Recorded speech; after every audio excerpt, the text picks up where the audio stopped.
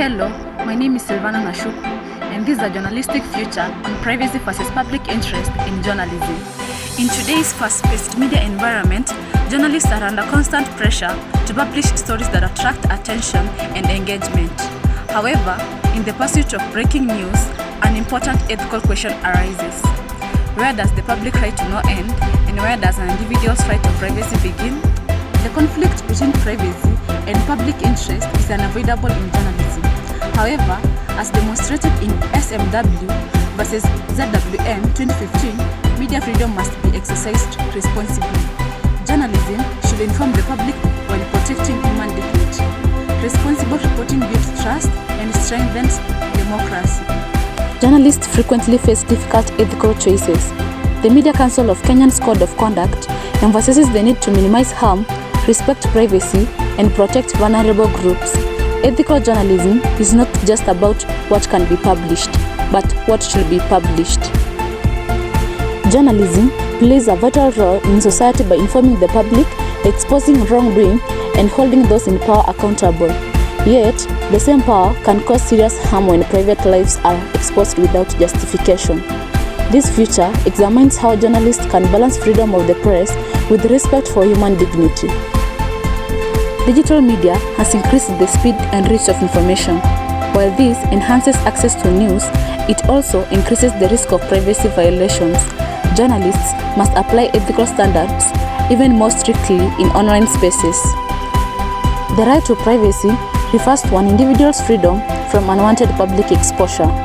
In Kenya, this right is protected under Article 31 of the Constitution of Kenya 2010, which safeguards personal information, communication, and private life. Journalists are therefore expected to respect this right, especially when reporting on vulnerable individuals. A landmark Kenyan case that clarifies this balance is SMW versus ZWM, decided in 2015. In this case, private and sensitive information was published without the consent of the individual involved. The High Court ruled that freedom of the media does not override the right to privacy, unless there is clear justification based on public interest.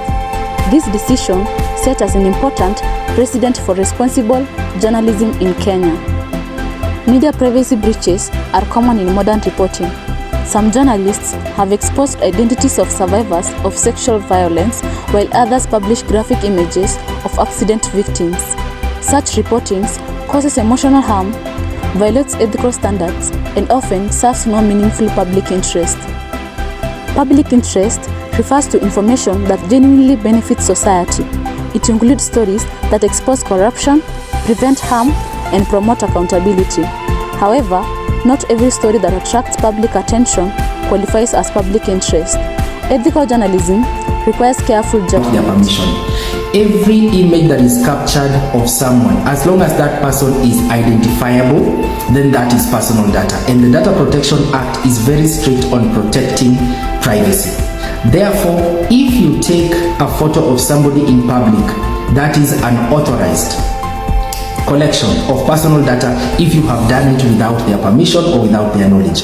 If you now proceed to share it online, on Facebook, on TikTok, on Instagram, on X, that is unauthorized processing of personal data if, again, you didn't have their consent. And let me tell you what this does. It has the ability to land you into big trouble, and you could end up paying a fine of up to 5 million Kenyan shillings simply because you took somebody's video, you shared it online without their permission. And God help you, because if they decide to proceed and institute a civil suit against you, you will end up paying damages, which could be also millions of shillings, especially if they suffered reputational harm, emotional distress, or in whatever way. So you want to be very careful. Just because you have a phone and in public, it doesn't give you the right to take people's photos and images randomly. You do not have the right to start recording people without informing them that, hey, I'm recording you and this is what I'm going to use this image for. You need to be very careful. And if you're there, a photo of you or a video of you was shared online and you ended up suffering ridicule, you have a right to sue that person or that particular organization for the emotional distress and reputational harm that they caused you for that simple act.